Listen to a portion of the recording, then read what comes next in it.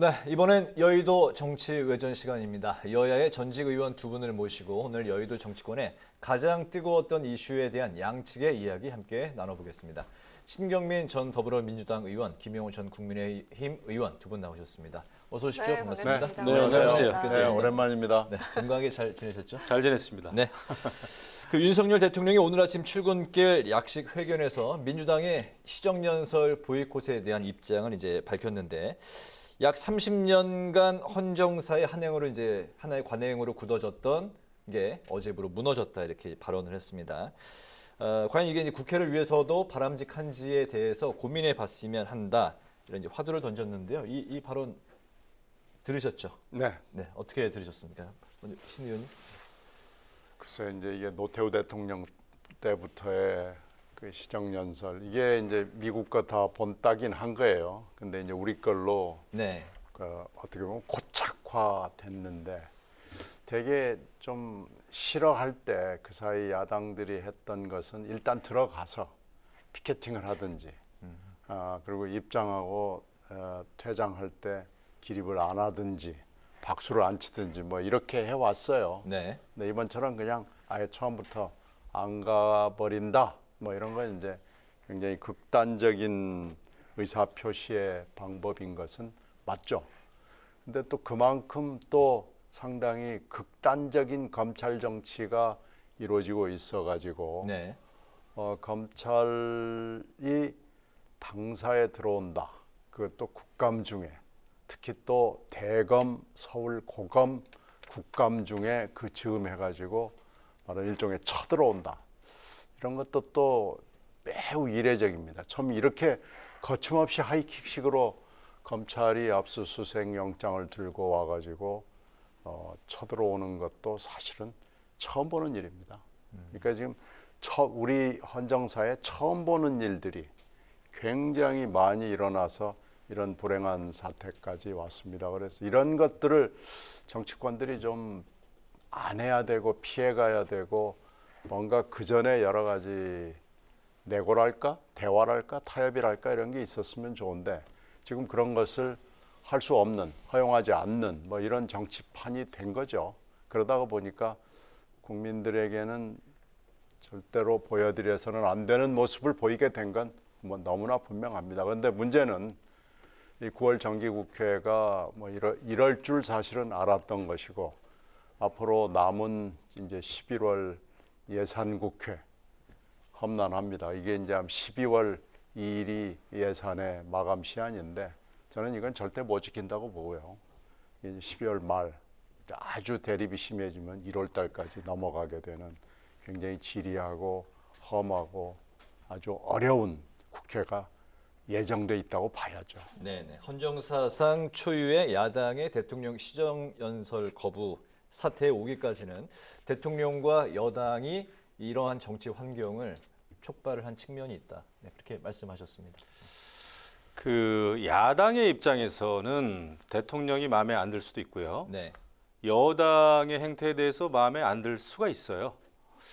그럼에도 불구하고 국회의 가장 중요한 이 권리라기보다는 의무는 법안 심사하는 거하고 예산 심사하는 거란 말이죠.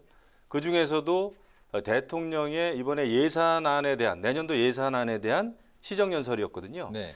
이런 것은 대통령이 설사 마음에 안 들더라도 야당은 들어와야 되는 겁니다. 그렇기 때문에 여태까지 그걸 관례화한 거고요. 비판을 하더라도 듣고 비판을 해야죠. 국회의원식이나 된 사람들이 나중에 국회 본회의장에서 듣지 않고 나중에 무슨 대통령이 연설한 뭐 동영상 다시 보기로 보고 나서 비판할 겁니까? 그건 아니거든요. 그런 것은 야당도 그것은 국회의원의 또 국회의 권리라기보다는 의무라는 차원에서 대통령의 시정연설은 들어갔어야 맞다. 그것은 여당과 대통령에 대한 호흡 불호를 떠나서 네. 야당이 뭔가 크게 착각한 거다. 저는 전략 미스다 생각을 합니다. 근데 어쨌거나 걱정은 됩니다. 12월 2일이 법정 그 예산안 통과 기한이에요.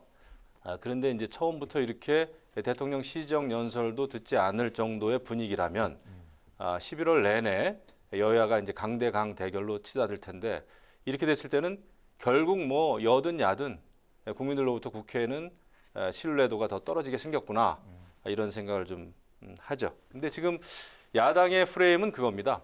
정치 탄압이다 이거 아닙니까? 네.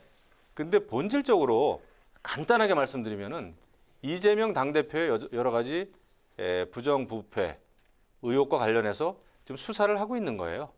근데 이재명 당대표는 과거에 여러 차례 얘기를 했습니다.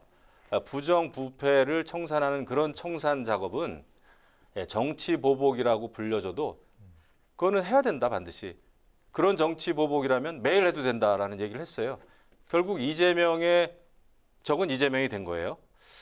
그런데 과거와 지금의 그 소신이 바뀌면 안 되겠죠. 그래서 제가 볼 때는 여러 가지 뭐 강압적이고 정치 탄압이고 이런 수사라고 이제 민주당에서는 얘기를 합니다만은 본질적으로는 부정부패 잘못된 거에 대한 수사다. 근데 그 수사를 못하게 그 영장 집행을 못하게 당원들하고 또 의원들은 민주당사 앞에서 막아섰지 않았습니까? 근데 민주당의 고민정 의원은 막은 게 아니라 그냥 서 있었다. 이런 궤변을 들어놓고 있어요. 그래서 이런 정도면은 여야가 앞으로 그 정치 상황을 풀어가는데 굉장히 어려움이 있겠구나 이런 예상은 듭니다. 네네. 네, 화면을 보니까 또 민주당의 빈자리가 굉장히 커 보이기도 했는데요. 여당 측의 반문은요, 민주당은 이재명의 사당이냐 이렇게 이야기가 나왔고, 민주당 측의 반격으로는 후아무치 대통령과 박수부대 여당이 아니냐 이런 얘기를 했었습니다. 근데 시정연설에서 또 박수를 1분에 한 발꼴로 쳤다는 그런 집계도 나왔었는데 계속 이렇게 서로 여야가 강경 모드로 계속 대응을 하고 있는데 이런 굽힐 줄 모르는 이 강경 모드 언제까지 이어질지 그리고 서로에게 득이 될지 해가 될지 한번 들어보도록 하겠습니다. 언제까지 지속될지는 아무도 모르겠지만은 제가 예상컨대는 쭉 갈 것 같습니다. 굉장히 네. 불행한 일인데. 예. 그리고 여당의 경우에는 주로 이제 대통령이 와서 시정연설하면은 박수를 많이 쳤죠. 그거는 지금이나 예나 뭐 10년 전이나 20년 전이나 똑같습니다. 그다음에 야당은 안 치거나 야유를 하거나. 그래서 이제 그런 것은 유독 윤석열 정부 들어와서 윤석열 대통령의 시정연설 때 드러난 아주 특이한 현상이 아니라 여태까지 쭉 그래 왔어요. 근데 이제 그 짧았던 18분 동안에 18번 박수라 이제 좀 그 횟수가 좀 잦았다. 뭐 그런 얘기가 그 횟수가 나오는 것 같아요. 18번이 됐든 10번이 됐든 저는 그게 중요하다고 생각하지 않습니다. 지금 여야 분위기에서는 야당은 또 한 사람도 안 들어온 상황에서 지금 그 야당의 빈자리가 크다고 말씀하셨는데 큰 정도가 아니죠. 야당이 압도적인 다수니까 네. 정말 크죠. 이런 상황에서는 여당은 박수를 칠 수밖에 없는 상황이다. 이게 진영으로 나뉘어가지고 싸우는 상황 아닙니까? 이것은 자기 자신들의 어떤 사기 진작을 위해서도 아마 네. 쳤을 거예요. 그리고 내용을 제가 이렇게 쭉 자세히 들어봤는데 이번에는 그래도 여러 가지 그 재정 건전성을 좀 강조하면서 서민과 사회적인 약자에 대한 그 복지, 약자 복지라고 그러죠. 그런 것을 많이 강조를 했더라고요. 그래서 그것은 뭐 박수를 치든 안 치든 저는 속으로는 박수 받을 일이다. 그 내용상으로는 말이죠. 여야 그 정치 갈등을 떠나서 그런 생각을 했습니다. 이제 문제는 여야 갈등이 이제 문제죠. 네. 글쎄 뭐 박수 숫자는 그렇게 중요한 건 아니고요. 뭐 하여튼 한쪽은 치고 한쪽은 안 치고 하는 게 그 사이 상내 상규 비슷하게 돼 있기 때문에 네. 그건 그렇게 중요한 게 아닐 거예요. 근데 이제 문제는 이 검찰 정치, 뭐 어떤 사람은 검태타라고도 얘기를 하더라고요. 이렇게 되는 게 사실은 어떻게 보면 문재인 대통령에 대한 수사, 문재인 대통령의 내각의 강요에 대한 수사죠. 강요과 문재인 대통령 측에 대한 수사, 그리고 한쪽으로는 이재명 대표에 대한 수사. 이 두 가지가 거의 지금 앞서거니 뒤서거니 하면서 동시다발로 이루어지고 있는 이 상황 때문에 이게 지금 더 헝클어진 거 아닌가 싶어요. 그리고 이 검찰의 그 당사 압수수색은 보면은 그 당사에 아무것도 없다는 것을 검찰이 너무나 잘 압니다. 너무나 잘 알면서도 압수수색 영장을 집행하기 위해서 첫날 국감 중에 더군다나 고검, 서울 고검, 대검의 그 국정감사가 예정돼 있거나 진행되고 있는 상황에서 하고 있다는 것은 정말 아무 거리낌이 없는 거거든요. 이렇게 거침없이 나가는 검찰, 그리고 아무것도 없다는 걸 알면서 민주당에다가 색칠을 하는 거죠. 민주당은 범죄 집단하고 똑같다. 뭐 이렇게 법 집행을 방해하는 집단이다라고 하면서 하는 것은 색칠을 하면서 동시에 이 수사는 이 한 건으로 김용 부원장에 대한 수사로 끝나는 게 아니거든요. 앞으로 계속해서 얼마나 많은 수사가 있을지 모르기 때문에 더 큰 수사, 더 큰 수사, 그 다음 수사를 위해서 이 정도는 해야 되겠다라는 것을 보여주는 거거든요. 그러니까 그런 것들을 다 봤을 때 막 수사가 혼재돼 있고 또 앞으로 여러 가지 시리즈로 다가올 이런 파도성의 너울성 파도 같은 이런 수사를 보고 민주당 입장에서는 가만히 있기가 좀 굉장히 어려운 상황으로 지금 가고 있는 겁니다. 네. 그 민주당의 지금 이제 피켓팅을 보고 계신데 그 내용이 이제 검찰 독재 규탄 또 이제 민생 외면, 민생 파탄 이 두 가지인데 검찰 독재 규탄이 바로 이제 이재명 대표를 향하는 검찰 수사 이야기를 중점적으로 또 하고 있는 부분인데 그 김용 부원장님 말씀하셨는데 지금 구속이 된 상황에서 지난해 그 민주당 예비 경선 후에 추가로 자금을 요구했다 이 진술을 이제 검찰이 확보하고 있는 걸로 지금 전해지고 있습니다. 때문에 이제 검찰 수사가 그 다음 이재명 대표에게 가는 게 아니냐 당연히 이제 그런 관측들이 나오고 있습니다. 두 분, 이 부분은 어떻게 바라보고 계실까요? 당연히 그렇게 갈 수밖에 없죠. 지금 뭐 짧게 이제 먼저 말씀드리면 압수수색과 관련해서는 그 검찰이 뭐 무리를 일으켰다기보다는 그 압수수색 영장 도장을 찍어준 것은 법원입니다. 판사들입니다. 네. 그 점을 좀 말씀을 드리고 그다음에 결국 그 대장동 관련해서도 그렇고 또 김용 부원장에 대해서 정치 자금을 전달했다고 하는 그 말이 이제 유동규 본부장의 입을 통해서 처음 나왔는데 남욱 변호사도 이야기를 하고 그다음에 뭐 정민용 씨도 이야기를 하고 있다고 그러죠. 그래서 결국은 그 대장동과 관련된 모든 사람들이 입을 열기 시작했어요. 네. 그렇기 때문에 이것은 이제 걷잡을 수가 없다. 저는 이렇게 보고 있고 그리고 김용 부원장이 영장이 발부가 됐고 체포가 됐고 또 구속까지 되지 않았습니까? 지금 이제 본인은 받은 적이 없다라고 이제 부인을 하고 있다고는 하지만은 이 입을 막기에는 이제는 힘들다. 구속이 돼 있는 상태고 그다음에 유동규 씨는 지금 보면은요. 검찰의 수사에 의해서 피동적으로 그냥 입을 열고 하나 둘 이렇게 이야기하는 것이 아니고 작심을 했습니다. 유동규 본부장은 지난 10년 동안 나는 이재명 대표에게 쌓인 게 참 많다. 그다음에 방송용으로는 참 어려운 얘기지만은 뭐 천천히 말려주겠다. 뭐 이런 얘기까지 했습니다. 이렇게 보면은 유동규 씨는 여러 가지를 앞으로도 계속 진실이 됐든 아니든 계속 이어가겠구나. 하나하나 계속 까겠구나. 이런 생각이 듭니다. 그리고 유동규 씨 말로는 양파는 계속 까면 결국은 그 본질이 나온다. 이런 얘기를 했습니다. 그러면은 결국은 모든 사안, 여러 가지 의혹, 이 범죄 혐의들이 결국은 이재명 대표를 향할 수밖에 없다. 조금 있으면 모르죠. 김용 부원장도 입을 열 가능성도 있고 또 지금 정진상 아주 측근 중에 최측근이라고 하는 정진상 정무실장도 지금 굉장히 이제 압박을 받고 있지 않습니까? 이렇게 됐을 때 결국 이 수사의 칼날은 이재명 대표를 피해갈 수가 없다.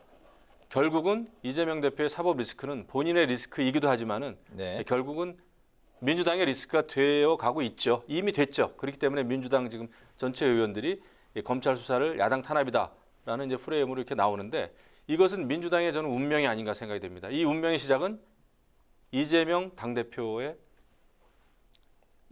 그 의원이 당대표가 된 거죠.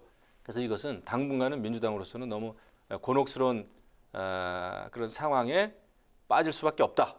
이재명 대표가 그만두지 않는 이상 이렇게 생각합니다. 네. 글쎄 유동규 전 본부장의 배신이라고 그럴까요? 아니면 변심이라고 그럴까요? 이건 심각해 보여요. 그리고 지금 현재 정치자금 8억 4천만 원 얘기가 계속해서 나오고 있지만 이건 또 어떻게 보면 파생 혐의라고도 볼 수 있습니다. 그래서 이건 이거대로 굴러가겠죠. 근데 이제 더 본질적인 문제는 유동규 본부장이 제일 잘하는 팩트들. 그건 아무래도 대장동, 위례지구 뭐 이런 거 아니겠어요? 여기에서 이제 정말 큰 돌이라고 이제 유 본부장이 얘기를 했는데 큰 돌이 거기서 나올 가능성도 있고요. 굉장히 많은 얘기를 유 본부장이 했을 텐데 그거는 이제 검찰이 하나하나 확인을 하는 과정에서 흘러나올 거기 때문에 뭐가 나올지 지금 전혀 예측할 수 없는 상황이고요. 사실 제일 아픈 대목 중에 하나는 선거법으로 이미 기소가 돼 있는데 선거법의 혐의는 두 가지입니다. 그 중에 하나가 김문기를 몰랐다는 부분인데 김문기를 몰랐다는 부분을 지금 하나하나 까부수고 있잖아요. 알 수밖에 없고 내가 알 수밖에 없다는 걸 하나하나 얘기해 주마라고 지금 선언을 한 거나 마찬가지죠.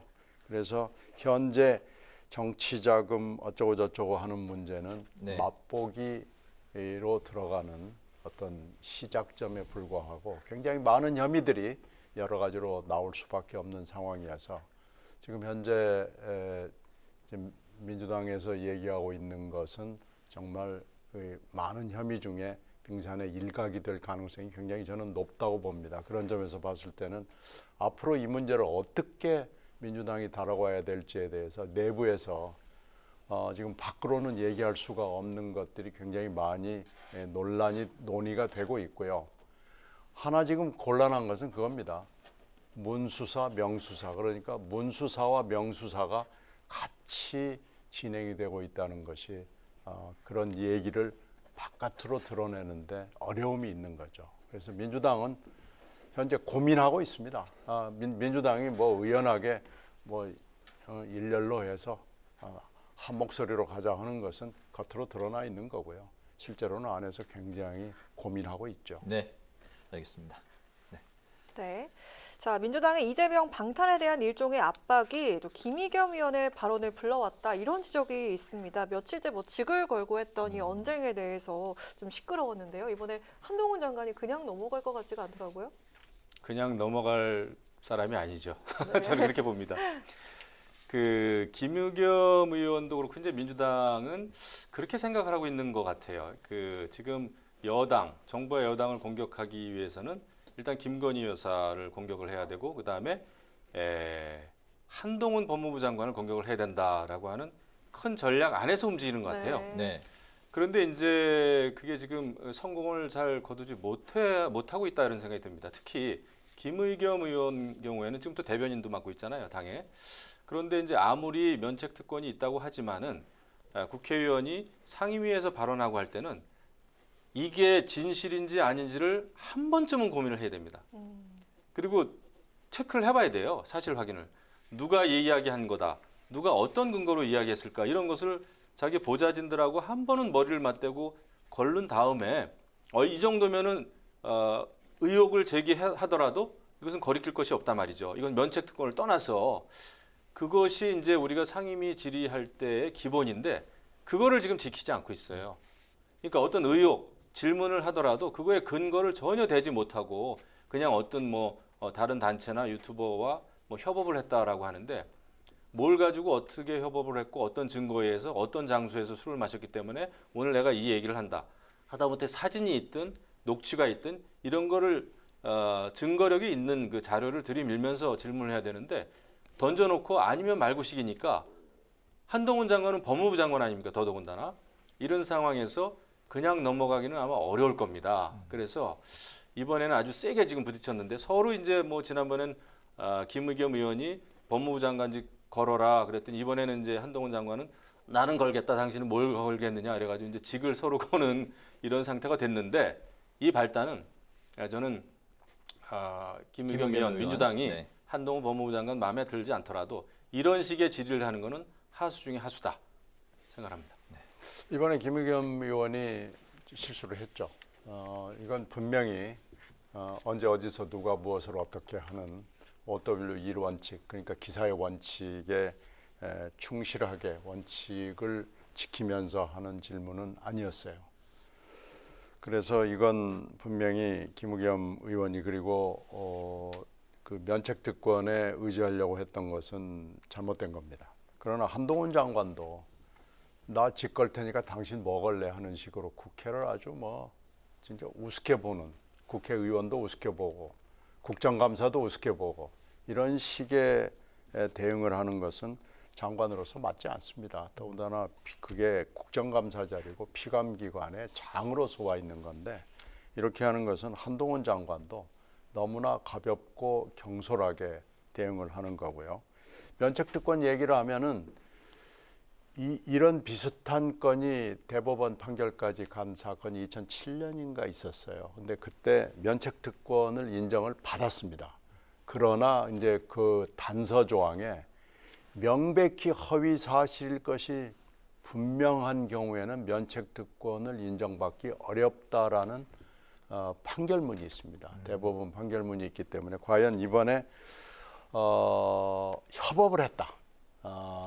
그 유튜버 언론하고 협업을 했다라고 하는 부분이 명백히 허위 사실임을 분명히 알 수 있는 경우에 해당하는지는 이건 아마 법원의 판단을 받을 때까지는 누구도 확실하게 얘기할 수는 없는 걸 거예요. 그리고 또 하나는 대통령도 좀 반성을 해야 될 대목이 있습니다.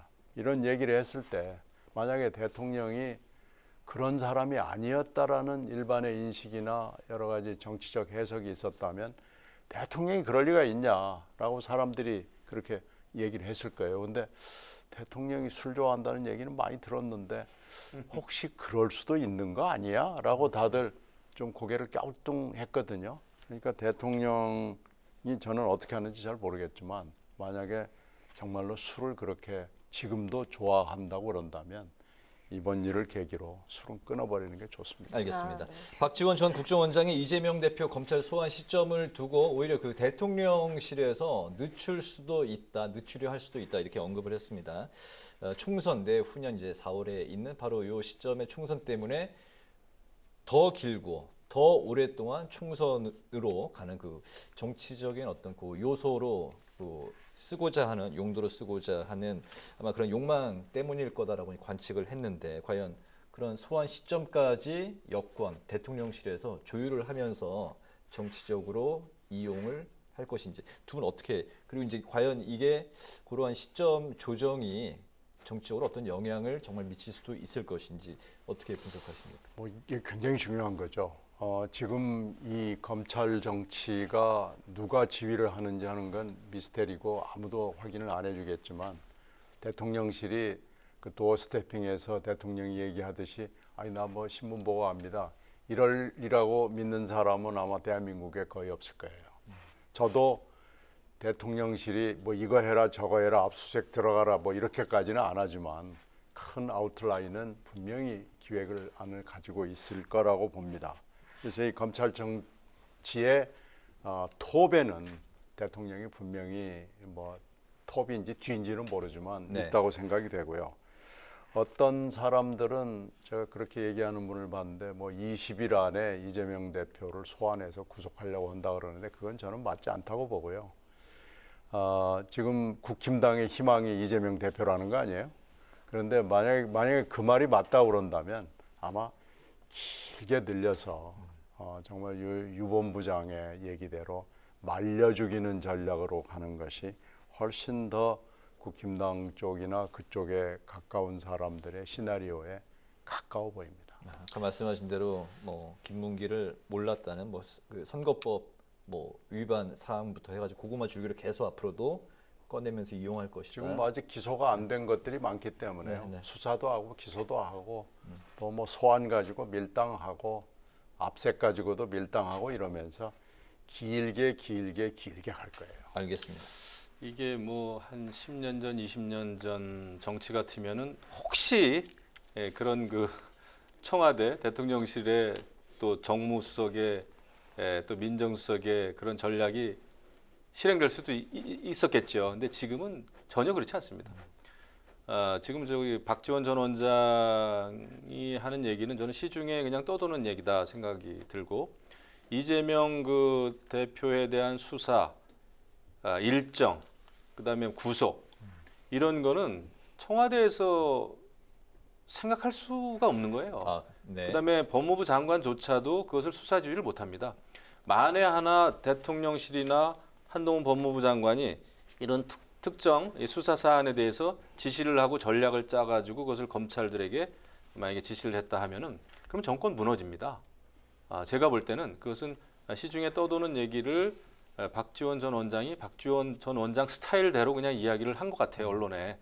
근데 지금의 정치는 뭐 과거에 비서실장 계실 때 그랬는지 몰라도 제가 볼 때 아무리 지금 대통령이 검찰총장 출신이고 한동훈 법무부 장관이 대통령의 오른팔 왼팔했던 그 검사 출신이어도 그런 그 야당 대표에 대한 수사 일정을 기획하고 전략을 짤 수는 없다. 그게 들통나면은 정권이 무너지는 거 아닙니까? 그런 위험을 감수할까요? 저는 아니라고 봅니다. 네. 기획과 시간, 뭐 소환, 뭐 정치적으로 계산해서 하는 그 상황은 전혀 아니다. 알겠습니다. 오늘 그 여의도 정치외전에서는 대통령 시정연설 거부 이후 더욱더 극명하게 된 여야 대립 상황에 대해서 살펴봤습니다. 지금까지 신경민 전 더불어민주당 의원, 김용우 전 국민의힘 의원 두 분과 함께 관련 말씀을 나눴습니다. 오늘도 말씀 잘 들었습니다. 네, 고맙습니다. 감사합니다. 고맙습니다.